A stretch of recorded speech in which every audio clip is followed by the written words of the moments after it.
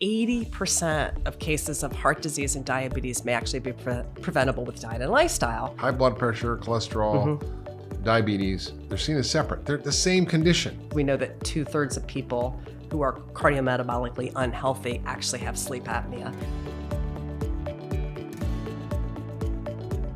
So let's talk about heart disease, because we think we know all about heart disease. Oh, it's cholesterol and statins are the cure. And if that doesn't work, you get a bypass and angioplasty. And, if that doesn't work, you get a heart transplant. That's sort of, and then, of course, there's all the normal causes we know, like diabetes and high blood pressure and high cholesterol. But diabetes is a symptom. High cholesterol is a symptom. Smoking is a habit. And yet we're kind of missing the boat, I think, on a lot of the reasons we have heart disease and what we can do about it from a more systems perspective. So let's talk about just what a big deal this is and how few people actually are meeting the simple behaviors that will prevent heart disease. Yeah, again, this is another one of those conditions that the debate is, well, it's in my family, so I'm doomed to get it. But we know that 80% of cases of heart disease and diabetes may actually be preventable with diet and lifestyle. And despite that really powerful message, fewer than 3% of the US population is meeting the core 4 basic characteristics that predict low risk. And it's a pretty low bar, Mark. And what are those? What are those 4 things? It's not smoking. Okay. Getting the minimum recommended 150 minutes of exercise a week, eating in the top 2 quintiles of what's considered a whole foods diet, and having a healthy body fat percentage. Fewer than 3%. I still find that shocking. So not too much body fat, eating pretty healthy, little exercise, and don't smoke. Yeah, that's simple good. things to do, but like we're not even there yet. 3%. Yeah, 3%. And what's really staggering is that, not only do the people not meet those habits, but that there are some really other big factors that we are just so bad at in America. Our whole society is set up to actually cause heart disease. Right? Absolutely. What are those things that really are these risk factors that, besides cholesterol? Well, of course, it's inflammation. I mean, you and I were working together back at Canyon Ranch when that pivotal study came out. I think it's been 21 years now. I remember that New England Journal of Medicine review paper. Peter Libby and Paul Ritker showing that cardiovascular disease is an inflammatory process, that it's not just about cholesterol, but there's ongoing inflammation.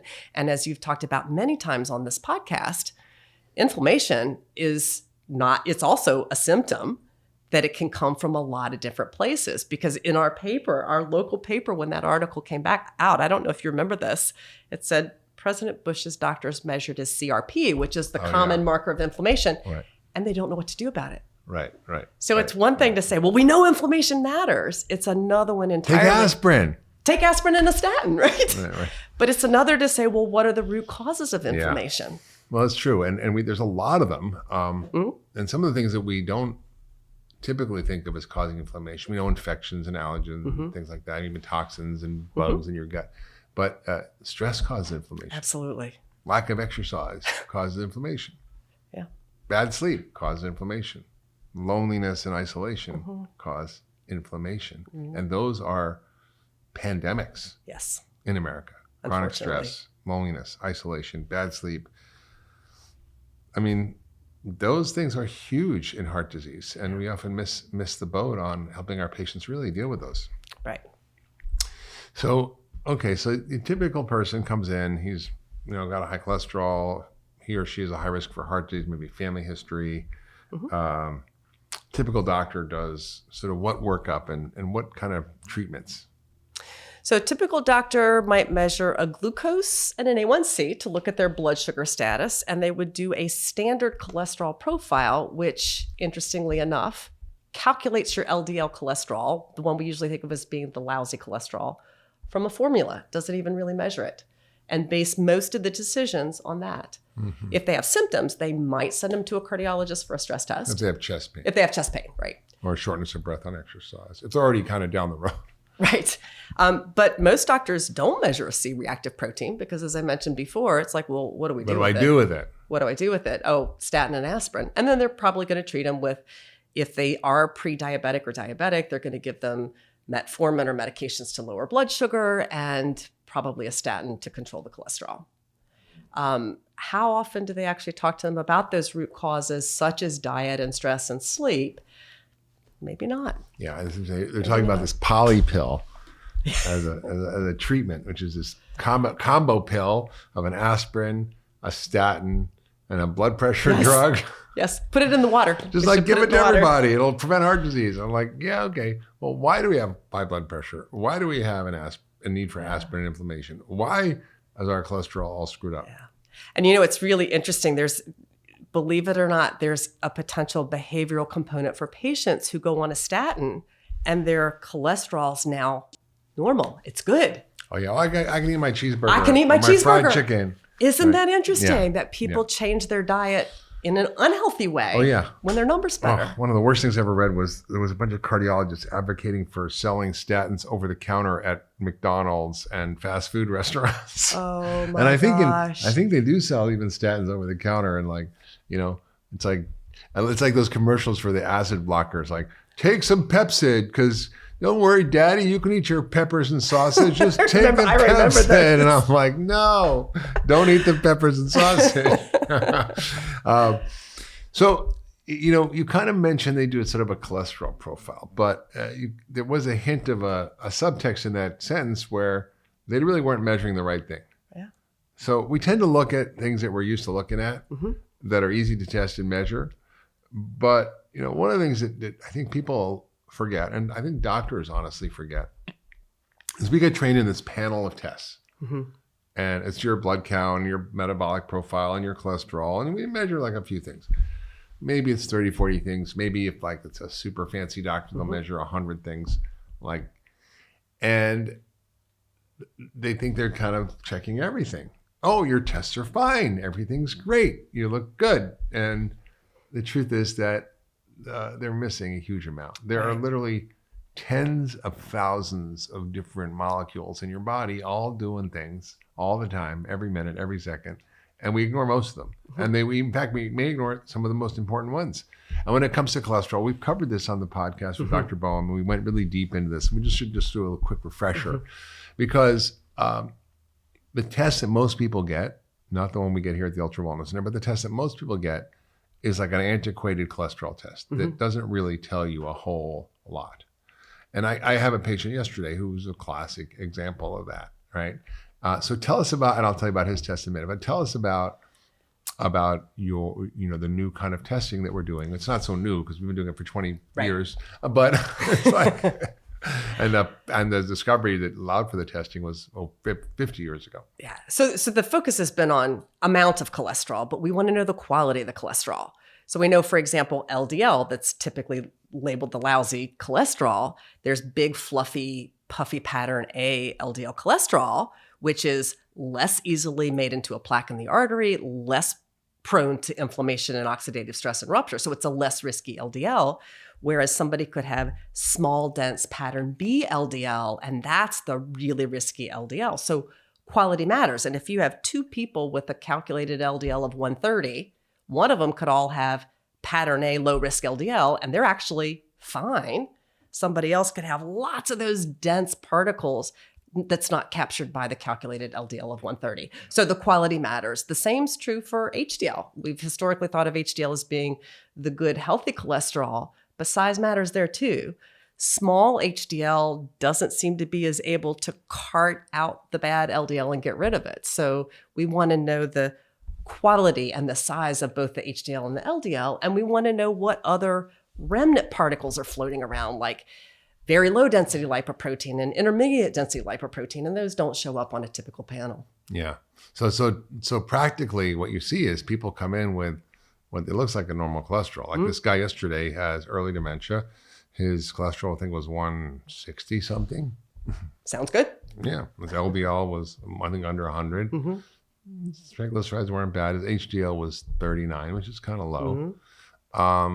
But we looked at his particle number, even though his LDL, like if your regular doctor, oh, that's a great 160, that's a great cholesterol.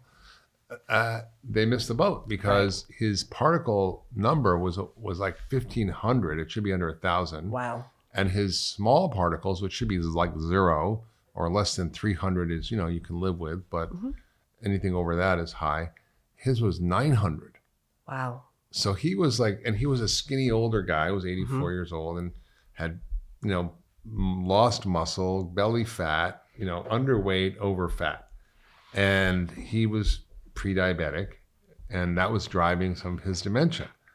But they would go, oh, your cholesterol's fine, not an issue. And we also look at a lot of other things besides that. And by the way, in 2021, no one should get the regular cholesterol panel. I mean, you got to insist from your doctor. You can get it from LabCorp Quest. It's called NMR or CardioIQ. It's so important to do. And I guess, the problem is most doctors won't know what to do with it once they find it. There's no drug for it. Like, oh, your LDL's high, we'll give you a statin. It's like we treat what we can easily test and find, not necessarily what the right thing is. And so with heart disease, it really is a metabolic issue. Right. It's they shouldn't be called cardiologists. They should be called cardioendoimmunologists, right? Because it's all about the hormones, including insulin, and all about the inflammation, the immune system. And you mentioned earlier that study by Paul Ritker and Libby, in which it was sort of the beginning of the conversation. A lot of the follow-up studies, like the Jupiter trial, they found that if patients had a high LDL, but they didn't have a high CRP, their risk of heart disease was negligible. But if they had a high LDL and a high CRP, that was the problem. Right. So independent of inflammation may not be an issue. And also you can get falsely confused by cholesterol tests. Like you've seen these patients who were, and I don't mean to stereotype people, but like it was this kind of cohort of women who were probably in their 70s and 80s, who were thin, who were fit. The ladies we see at Canyon Ranch who like exercise, eat well, don't smoke, normal blood pressure, no diabetes, and their cholesterol is 300. And their HDL's 100. And their LDL's like, I don't know, maybe 150 or something. and they have no small particles. And they have all these large fluffy things. And they're in really no risk for heart disease. And they don't need a statin, right? I even asked Peter Libby, who's the chair of cardiology at Harvard, like, do these women need a statin? And they're like, no, they don't. We don't have any data to say that they do. And I'm like, oh, that's interesting. So we kind of have to be really personalized in our approach. And that's the other feature of functional medicine. It's not like one size fits all. Everybody gets the polypill. Everybody gets a statin, aspirin, and blood pressure pill. Like, no, we have to start to think about what's the cause. And the heart disease is a symptom. It's a syndrome. There are many, many causes. So let's talk about this whole idea of metabolic health. Because, we were chit-chatting a little earlier, and it's staggering to me as a physician just how poor our metabolic health is. So how healthy are Americans metabolically? Yeah, not very. So a recent study was looking at the NHANES data from 2009 to 2016. These are government surveys. Government survey. All of our blood tests and health records and everything, right? And trying to say, well, how many people are what we would call metabolically healthy? And if you're not familiar with it, for people who may not be familiar with that term, it's sort of meeting the optimal numbers for a blood pressure less than 120/80, HDL levels being in the high range, a good range, greater than 40 for men and 50 for women, having triglycerides that are low, having a glucose that's less than 100. And they found that 12.12% of Americans... 12.2%. 12.2%, thank you. 12.2% of Americans were metabolically healthy. Which kind of means that almost 88% of Americans are metabolically unhealthy. And since 75% of people are overweight, there's another 13% there. Yes. It's like, what's going on with the skinny people? Well, and that's the interesting piece. Fewer than 1/3 of so-called normal weight people were metabolically healthy. So that's another really important message. Wait. Did you just say that 2/3 of skinny people are metabolically unhealthy? Yes. And have prediabetes-like syndrome? Yes. 2/3. That's mind-boggling to me. Okay, so that means that what, like 95% of Americans are metabolic? Like no, it's still the 88%. All right, but then we're looking at how strongly it correlated with weight. That's so terrible. So just having a body mass index that's less than 25 is not a guarantee that you're metabolically healthy. So if you're a skinny sugar and bagel eater, don't think it's fine because you're skinny. Exactly. Is basically the bottom line. Exactly. Because foods have other impacts besides just what they do with cholesterol anyway. Foods directly impact the elasticity of the arteries, for example, which is another key player. You mean food is more than calories, Cindy? Food is information, Mark. There You you said go. that for years. It talks to our genes. It talks to our systems. Yeah. Wow. So you're talking about how the food impacts our metabolic health, and we're not really good at diagnosing metabolic dysfunction. Right. I mean, 90%, okay, 1 out of 2 Americans has prediabetes or type 2 diabetes. And if you look at this new study, I would argue that 9 out of 10 Americans have some degree of prediabetes or type 2 diabetes, like 90% of Americans. So when you look at that data and you also look at the parallel data that 90% of Americans with prediabetes are not diagnosed by their doctor. Right. That's terrifying, especially because it's a 100% reversible, preventable, treatable condition. And it gets worse and worse over time, and people just don't even know they have it, and doctors miss it because there's no pill to take. Oh, take metformin. Well, that's not going to help, right? It's like, and so what are the kinds of ways that we look at these patients differently? What are the tests that we do? What are the things that we really focus on? When someone comes in with a risk of heart disease or they're concerned about heart disease, what's our approach? It's not just looking at the typical cholesterol and even CRP. Yeah, so we would look at those, of course. We would also want to know what is somebody's insulin. Most doctors measure glucose, but not insulin. I personally like to look at somebody's glucose trends over time, because if you think about something that's preventable, you don't want to wait till they cross that threshold to prediabetes or diabetes. So even in the range of so-called normal glucose mark, this, somebody whose fasting glucose runs less than 85 is in a very different metabolic place than somebody whose fasting glucose is 95 to 99, even though they're both technically normal. That it's a spectrum of risk. And the farther along you march that spectrum, the higher the risk of heart disease and diabetes. So if somebody's glucose used to be 85 and then it was 91 and now it's 98, we're going to talk to that person right off the bat about all the things they need to put into place to prevent it from progressing because they're already on that spectrum. So we also want to know insulin levels, not just a fasting insulin, but sometimes the insulin response to food, because the other thing that's emerged is insulin is a player. And way before somebody's blood glucose goes up, they might be pumping out tons of insulin to try to keep it in a good place.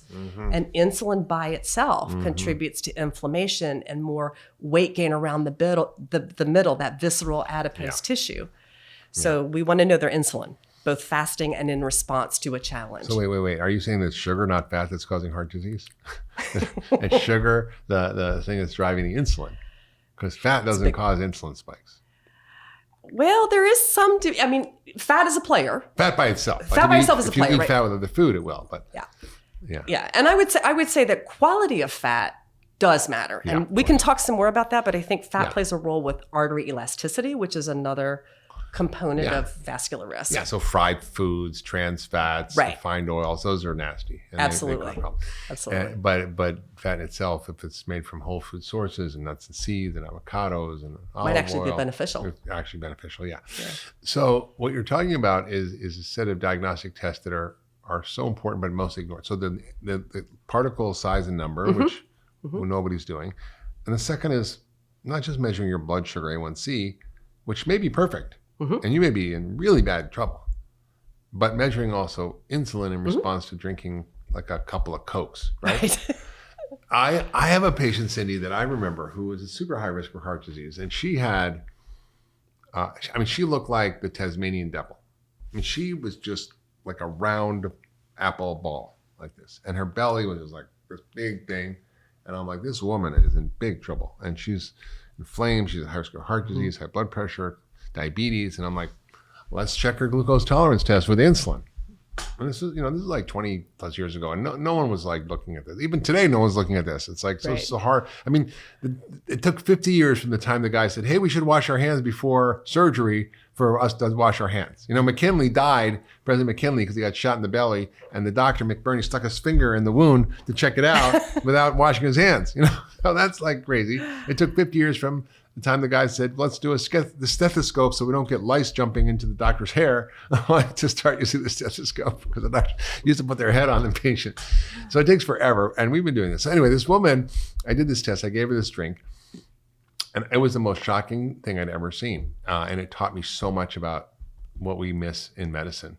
Her blood sugar was perfect, like 80, and she took the sugar drink, and it was like perfect, like it never went over 110 after taking like the equivalent of 2 Coca-Colas. She was fine. Her A1C was perfect. Her insulin normally should be under 5 fasting and under like 25 or 30 after a drink. Her insulin was like 50 fasting and like 250 after a drink. So her body was just pumping out insulin, which was making her hungry, slowing her metabolites, putting fat in her belly cells, which were basically inflammation factories, and leading to this perpetual cycle. And she was able to lose 50 pounds like that when we cut out starch and sugar. And I just feel like, you know, that showed me so much, because you can even do a normal glucose tolerance test. If you're not measuring insulin. Perfect. And if you were super hyperinsulinemic, you're gonna miss that patient's real problem. And you know, it's interesting, Mark, because that scenario is also associated with that cholesterol profile we talked about, with the small, dense LDL and low HDL, and the sequelae that we usually link to diabetes. Fatty liver, peripheral neuropathy, all these other organs that are affected, and it can happen with the high insulins alone before the sugars go up. Yeah. It's a metabolic imbalance. Yeah. So that's really the take home here, is that heart disease is really a hormonal issue around insulin and insulin resistance, and an inflammation issue. And unless you address those two things, not with aspirin and statins, which will work to some degree, or metformin, which will work to some degree. But, and by the way, high blood pressure, which goes along with all this stuff, they're all seen as separate. High blood pressure, cholesterol, diabetes, they're seen as separate. They're the same condition. They're manifestations of the same underlying biology of insulin resistance. And unless you really know how to look at the metabolic pathways in the right way, like we talked about insulin testing, or the cholesterol, or the or the cause of inflammation, because you know, like you said, insulin and resistance is probably the biggest cause. So probably the biggest cause of inflammation is diabetes, prediabetes, and the starch and sugar that we eat about a pound of each every day in America. That's the problem. But there are other factors that also contribute that people don't think so much about, especially cardiologists. So those are the big ones. And of course, you know, exercise, sleep, stress, all those. We've covered those in other podcasts. Relationships, connection, community, really important. But there's some other factors that are a little unusual that we look at in functional medicine that I'd love to dive into that have a big impact. So can you just share some of the other factors that could drive inflammation? Well, yet another example where the gut microbiome seems to play a role. So now that we can do more sophisticated gut testing and look at these microbial patterns, there's a so-called microbial signature that strongly predicts insulin resistance, diabetes, and cardiovascular disease. And a couple of general scenarios you see is there's a loss of overall microbial diversity in the gut. There's a loss of a couple of signature species. One of the phyla that produce this signaling molecule called butyrate. Butyrate plays a role as fuel for colon cells to help them replenish and be healthy. And it's also an anti-inflammatory molecule. And another species called Akkermansia mucinophila. And you can kind of tell from the Latin mucin base that it's a mucus-loving bacteria. Yeah. So that pattern of low diversity, loss of butyrate, and loss of Akkermansia correlates with loss of integrity of the gut lining, more absorption of unwanted things into the bloodstream, more calories, and more inflammation that in turn exacerbates insulin resistance. So the question is it chicken or the egg? Because we know that pattern also shows up in response to diet, of course. The standard American diet creates that pattern, I was going to ask you that, like, why don't have the good guys and why do you have too many bad guys? It's because of what we're eating. It's because of what we're eating. That microbiome is influenced by the foods that we feed it. But what's really fascinating is even our thinking about how medications work. You mentioned metformin earlier, right? And we used to think that metformin helped our cells respond to insulin better, but it also has a microbiome effect. Interestingly enough, there was a study that found that people who took metformin, you saw a rebound of microbial diversity, a rebound of Akkermansia, and a rebound of those butyrate species. With metformin. Which I think is fascinating, right? Yeah. The way we think drugs are working may actually be completely different. We call those side effects, but call those side effects, right? But we also know in functional and integrative medicine that we can achieve the same thing when we encourage people to eat a diverse array of colorful plant-based foods, and foods that are really good for rebound of Akkermansia, like polyphenolic foods, berries, deeply pigmented berries, and greens, and garlic, and onions, and cranberries, right? So Of course, people want a pill, but there are other things that can potentially achieve the same thing. Interesting. There's a new company that came out with an acromantia product. Yes, Pendulum. the pendulum. And it's fascinating. They're not saying this is a probiotic that's healthy for your gut. This is a tool to control your blood sugar. Isn't that funny? And I think, we don't even think about that a lot of insulin resistance can start in the gut. Mm-hmm. I shared the story recently on a podcast, but I'll share it again. I had this patient who was diabetic, very brittle diabetic.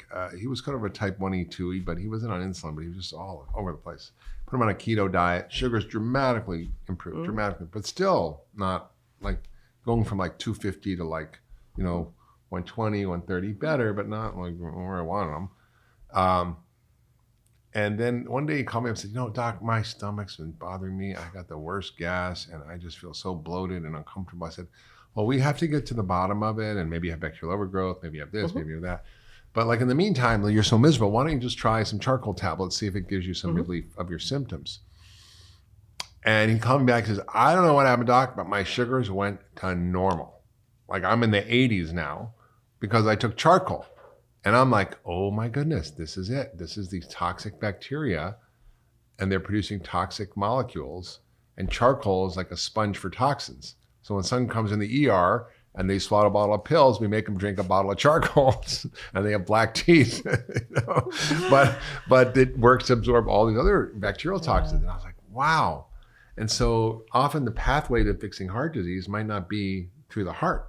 It might be through the gut, or other factors like toxins. We know the role, for example, of pollution and the particulate matter in a lot of urban areas. Yeah. A huge correlation with heart disease, right? I think part of that too is if we look upstream, even before people form plaques, they can start to have problems with the elasticity of their small arteries. And in fact, that's a more typical pattern for how cardiovascular disease shows up in women, that it's small arteries that have lost their elasticity as opposed to big arteries full of plaque. And we can think of that artery, that endothelium, as the canary in the coal mine. And they did studies of measuring people's artery elasticity as they were jogging through urban environments with high air pollution counts. And you could see the arteries lose their elasticity in response to that. They've also shown... so all my jogging and running outside in China and Beijing in the middle of winter when the skies were gray probably wasn't a good idea. Probably wasn't a good idea. You can even show that those arteries will spasm acutely in response to stress, in response to a Burger King meal. But not McDonald's? Well, let's say a burger and fries meal. So if we understand what keeps that endothelium healthy, that can actually clue us into how we keep ourselves cardiometabolically healthy. Yeah. It was interesting also, heavy metals have become an interesting phenomenon. Many heavy metals are exposed to lead, mercury, and arsenic and so forth. And arsenic's been linked to diabetes and other things. But the lead story is so fascinating to me because from our perspective in functional medicine, it's relatively easy to diagnose and treat, but it's been mostly ignored. And if you look at like the American Journal of Cardiology, I mean, they put out major papers that show that, for example, if your lead level is over 2, which is considered, quote, normal, which is about 40% of the population has a lead level over 2, which is a lot of people. That the risk of having a heart attack or stroke or dying was far greater than if your cholesterol was abnormal. Wow. And yet, what doctor's checking your lead levels or checking your body burden of lead or chelating you as a treatment for heart disease? And yet, I think it was called the TAC trial, which was a $30 million randomized controlled trial of chelation therapy using EDTA, which chelates lead, actually was effective in heart disease. And yet, it doesn't matter what the research shows because we don't have research evidence-based medicine. We have reimbursement-based medicine. We get paid for doing angioplasties, not chelation. So that's what keeps getting done, even though the data is there, which is kind of amazing. This is an NIH government study showing that it worked. And I was like, okay, well, this is very slow to pick up, but we see this. So I think the take home here is if you have heart disease, don't just assume it's high blood pressure, smoking, cholesterol. diabetes. It could be a lot of other factors. It could be your gut microbiome. It could be nutritional deficiencies. It could be environmental toxins, along with lack of stress, lack of sleep and stress and so forth. And Mark, you know my passion about sleep. I would put a sleep study very high on the radar for anybody who's got cardiometabolic imbalances, because we know that 2/3 of people who are cardiometabolically unhealthy actually have sleep apnea. And our perception of how sleep deprived we are doesn't always match the reality of what we find when we screen people. I had this guy, I remember him, he was a lawyer, came to Canyon Ranch years ago, 50 plus pounds overweight, desperate to get healthy and lose weight, trying to exercise, eat better, doing everything, nothing was working. So I'm like, tell me about your life. He says, well, I'm a lawyer, I work really hard, a lot of hours. And I work at a stand-up desk. I'm like, oh, that's great. I said, why do you work at a stand-up desk? This was like, before people were working at stand-up desk. He said, well, if I sit down, I fall asleep. And I'm like, oh no, you probably have sleep apnea. And we did a sleep study, and he had sleep apnea for sure. And we got him on a CPAP machine. He lost 50 pounds and reversed his prediabetes, his cholesterol, obviously his weight, blood pressure. And most people don't realize that it's a bi-directional thing. So if you're overweight, it can cause sleep apnea. But if you have sleep apnea, it can cause you to gain weight. And it's very hard to lose weight. And he was able to lose 50 pounds just by getting on a sleep program with a sleep machine that helped him sleep. I was like, wow, this is interesting. I've had many people like that. Yeah. So it's, honestly, Cindy, I don't know about you, but like I've learned way more from my patients than I ever learned in medical school. Like, Absolutely. Okay. And the challenge in being a doctor is you get trained in this paradigm, and it's taught to you as if this is a monolithic truth, like this is a table, and that's all it is, and like there's no questioning that this is a table, right? But the truth is, we are just learning so much about the body, and all of our old ideas are sort of breaking apart.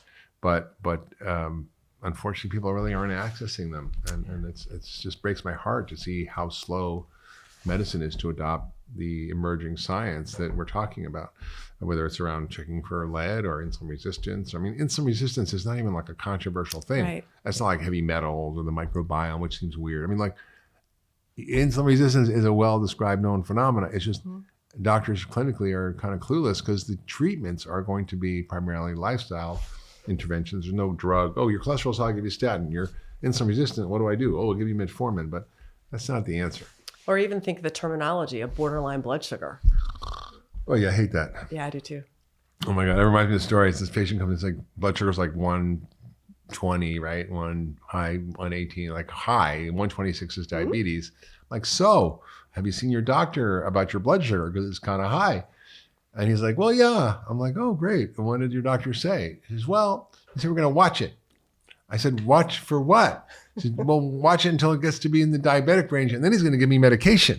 And I'm like, no. It's like, it's so terrible. So tell us about a patient of yours, Cindy, that you had, a woman, postmenopausal woman who really struggled, and you helped with this kind of a functional medicine approach. Yeah, this was really interesting because this drove the point home that you can't rely on body mass index or weight to predict somebody's risk. Now, she had a strong family history of heart disease, but she came in and I did her cholesterol profile, the advanced one that we talked about, and I was blown away because she was not overweight. She did not have high blood pressure. Her triglycerides were 600. That is through the roof. Normal is like less than 70. Over 100, I start to worry. Yeah, she had a lot of the small, dense LDL particles. I'm like, this doesn't fit with the person in front of me. But when you measured her waist-hip ratio, it was elevated. So she wasn't overweight, but she had just a little bit extra here. Belly fat. Belly fat. We actually did a body composition on her and confirmed that she had some visceral adipose tissue. Okay, wait. What's a body composition? That sounds interesting. So it's a DEXA scan. It's the same kind of technology you use to do a bone density, but you can actually do it for a body composition. And it tells you your muscle mass, your fat-free mass, and it tells you how much deep belly fat, whether you have fat under your skin or deep in the belly. Yeah, so basically it looks at how much body fat, but where it is. Where, right. And that's important because you had mentioned your patient with the cholesterol of 150 who was skinny. Yeah. But I bet if you did a DEXA on him, he had very little muscle mass. For sure. Very little muscle mass. And those are the ones that can fly under the radar. So what was interesting for her is we did find some underlying issues. She turned out to have Hashimoto's thyroiditis, and she was hypothyroid. So that can affect cholesterol. Said, okay, let's fix the thyroid first. She was vitamin D deficient, which can affect cholesterol. So we're working all these other pieces. And the biggest thing for her, interestingly enough, is she really got engaged in fitness. So she had a poor fitness level as we measured it with something called a VO2 max, maximum oxygen carrying capacity. And she got on an exercise program, and she came back and her cholesterol was much better. Her fitness was much better. She improved her muscle mass. She still had a pretty high, she was still not where we wanted her to be from a cholesterol standpoint. And she still had some elevated inflammation. Her CRP was high. So it's yet another incidence where, okay, she's got some bloating. She's got some digestive issues. So we then did a breath test, and she ended up having small intestinal bacterial overgrowth. So we addressed the small intestinal bacterial overgrowth, and her inflammatory markers got better. Fast forward 10 years, she's now got great cholesterol. She has maintained her high level of fitness. She's become passionate about exercise, and she is cardiometabolically healthy. Yeah, but what's interesting about her story, Cindy, was that you did a lot of the obvious things, but you also kind of tweaked a lot of things that played a role that aren't typically thought of. She was gluten sensitive, so you got her off gluten because that can cause inflammation. Part too, yes. She was a little bit low thyroid. Yes. And that can affect your cholesterol and definitely increase the risk of heart disease for women. And a lot of times the way we look at thyroid is kind of screwed up. We don't actually look at the full thyroid panel. We undertreat people who are borderline, you know, like, I mean, when you think about what's normal, like the normal ranges are from 2 to 92, right? Basically, I mean, kids' range is a little different, but let's say, you know, your teenager till you're 100 has the same reference range. And it doesn't tell you what's optimal, it tells you what's normal. Like if you were a Martian and you landed in America, you'd go, oh, it's normal to be overweight because 75% of people are overweight. So that's normal. It's abnormal to be thin in this country. That doesn't mean it's optimal. Right. And so with thyroid, the same thing. So you probably tweaked that. And then you also, you know, helped with her vitamin D deficiency, which is an interesting factor because vitamin D plays a role in inflammation. Absolutely. Plays a role in metabolism and insulin resistance and your thyroid function and everything. So you kind of have to think about functional medicine. It's almost like, you know, taking your car in for a 100,000 mile, you know, 100-point checkup. So you're just kind of tuning things up. So maybe it's not broken, but just like a little off. And in and of itself, it may not be the thing, but you add all these things together and you tweak everything. And then people can enter a life of energy and vitality and in ways that they just typically would not do by just, okay, you have a heart disease risk, here's a statin, I'll see you later. Or try to eat better and exercise more. Good luck with that. What does that mean? Eat better. I don't know. Watch your glucose and come in next year. Yeah, right. You want to know my secrets for living a long and happy and healthy life? Well, all you have to do is check out my weekly newsletter, Mark's Picks, where I share my favorite tips for health, longevity, well-being, and lots more. Check it out and link below. And so we also look at other things with heart disease that we typically don't look at. I guess we also look at the particle number, we look at the CRP, but we look at other things that mark inflammation like LP, PLA, and we look at myeloperoxidase. Yeah, myeloperoxidase, which is a measure of oxidative stress, or oxidized LDL.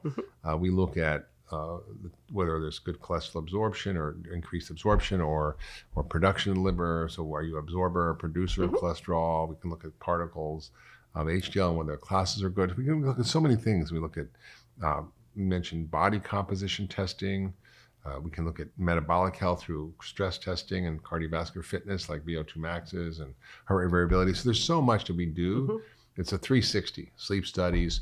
So when we think about heart disease, we think way bigger than just cholesterol, even high blood pressure, smoking, or diabetes. It's like a very big container. And when we do that, you know, the interventions are usually sort of driven through lifestyle and diet. So I have a question for you. You know, when we started at Kenya Ranch, we were still back in the kind of food pyramid-y, low-fat era, right? This was the food pyramid: eat 6 to 11 servings of bread, rice, cereal, and pasta. Fat was at the top along with sugar.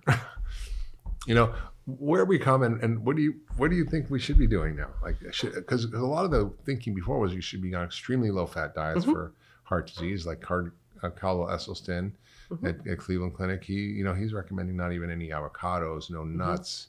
I mean, this stuff that's really been shown to be heart healthy. So what's your take on that?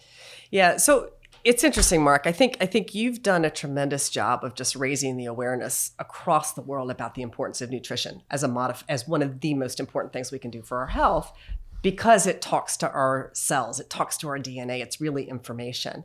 And fat also provides information. So if we come back to that artery elasticity, we know that certain kinds of fats can actually help us feel satisfied and full, but they have benefits with artery elasticity. You mentioned avocados. There was a study a few years ago that found an avocado a day, this high-fat food, lowered LDL cholesterol 20 points. So it's this paradox, right? So forget the apple a day, it's the avocado a day? It's the avocado a day, which I like because I love avocados. Nuts and seeds, they have benefits on endothelial function, on artery elasticity. Extra virgin olive oil, rich in polyphenols, is an antioxidant, anti-inflammatory, benefits on the artery elasticity. So I think there's a range of fats that people can really thrive with, but I do believe for artery elasticity and artery health in particular, emphasize the ones from fish, nuts, seeds, avocado, extra virgin olive oil as a primary source of fats. And the other thing about most traditional diets throughout the world through eons, they all share in common a foundation of colorful fruits and vegetables and plant-based foods.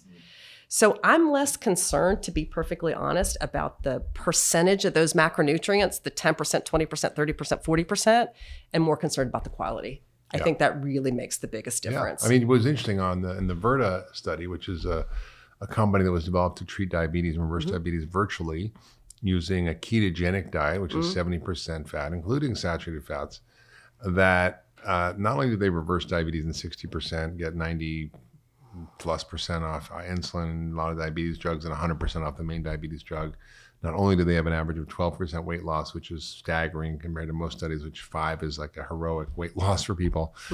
But when they looked at all their cardiometabolic numbers, all these like lipid numbers, cholesterol, risk, everything got better. And they were eating 70% fat. Wow. Now, that's not to say that if you're not diabetic, if you're a thin, healthy athlete, that if you do the same thing, you might get into trouble if you do that. So it's really about personalization. It is. And it's interesting that you say that, Mark, because there's this concept of metabolic flexibility. And I love that idea, because if you think way back when we were gatherer hunters, we had to be able to pivot to whatever food sources were available to us. Some days we might just, well, not me personally, but might just be nuts and seeds and fruits or whatever we could forage. And then we might get some game and gorge on it and then fast for a bit. So this idea that our metabolism, when it's healthy, can flex back and forth and handle whatever macronutrient load it's given, we've lost that metabolic flexibility. And in essence, insulin resistance is a loss of metabolic flexibility. So the only reason I exercise so much and eat good is because sometimes I want to do bad things. And I feel like I could get away with it. Maybe not. But occasional ice cream or, it's like I think it's true. That whole idea of being metabolically flexible and resilient is the key to health. Yeah. And if you look at the 3 things that have the best data for restoring metabolic flexibility, the ketogenic diet sort of down the path, it's really polyphenols, which is interesting. Those are those deeply pigmented foods like berries and pomegranate. Periods of fasting, we didn't really talk about that, but fasting may also play a role with cardiometabolic health. I just blanked on the other one. Yeah. Polyphenols, fasting, and exercise. Exercise. Yes. Yeah. It's funny, Cindy, we were talking earlier about the polypill. Yes. And there was a great paper that was written looking at all the research on food and talked about the poly meal, which was essentially like wild salmon, berries, chocolate, red wine, and dark leafy greens. I'm like, pretty much sounds like what I eat. I don't have the wine that much, but sometimes.